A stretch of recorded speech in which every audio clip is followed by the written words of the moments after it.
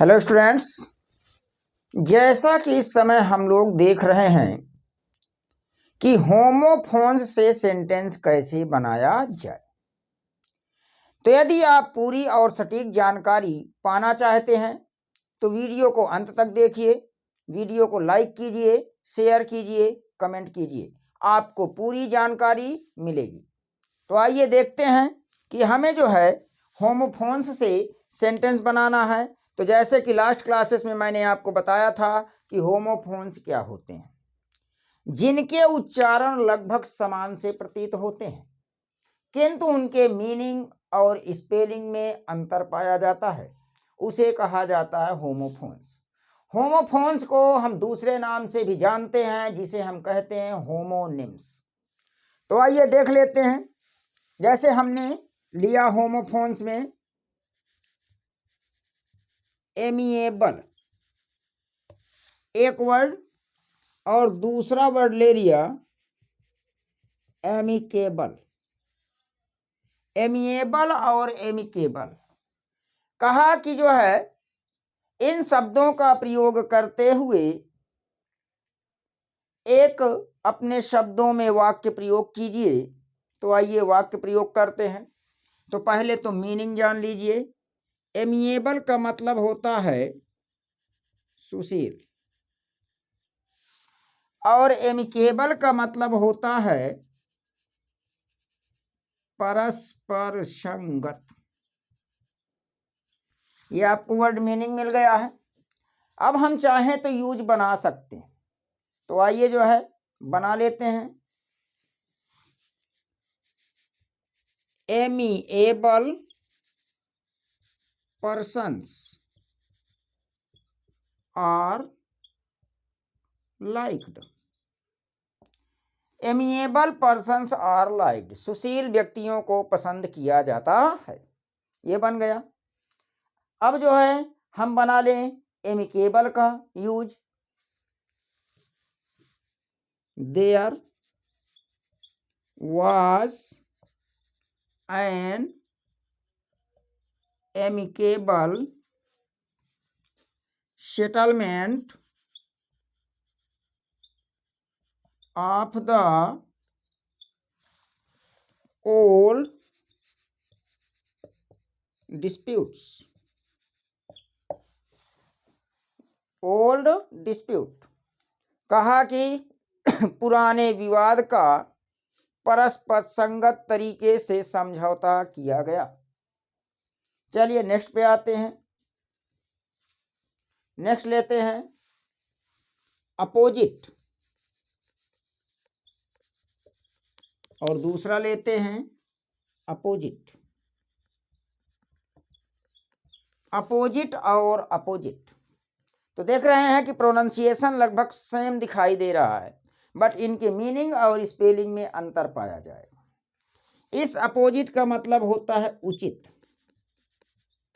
और इस अपोजिट का मतलब होता है विपरीत।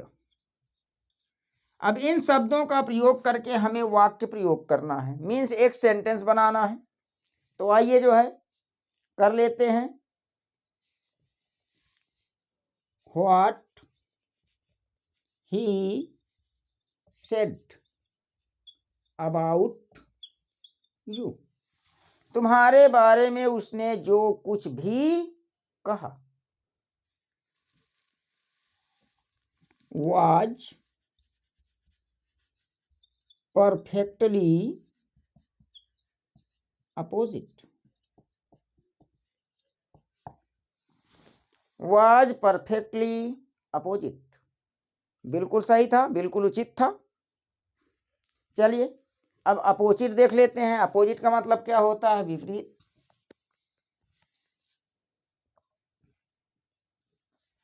जैसे कह दिया जाए Mohan is opposite to me, Mohan मेरे विपरीत है। तो हम लोग चर्चा कर रहे हैं होमोफोन्स या फिर homonyms.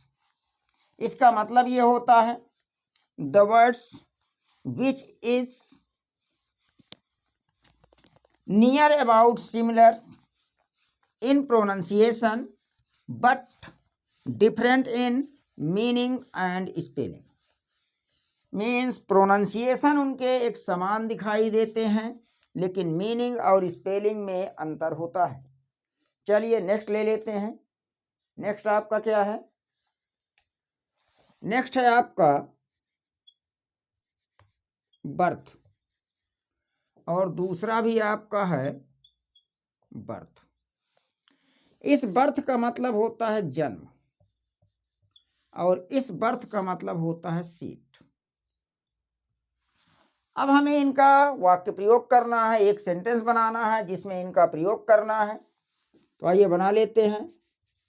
You must always remember your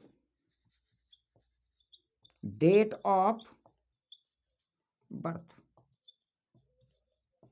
you must always remember your date of birth. अब दूसरा क्या है? बर्थ। बर्थ का मतलब क्या दिया गया है? सीट। तो बना लेते हैं your birth is reserved. Means तुम्हारी सीट आरक्षित है। इसके बाद नेक्स्ट ले लेते हैं। नेक्स्ट है आपका ब्रेक और ब्रेक। इस ब्रेक का मतलब होता है तोड़ना और इस ब्रेक का मतलब होता है ब्रेक लगाना।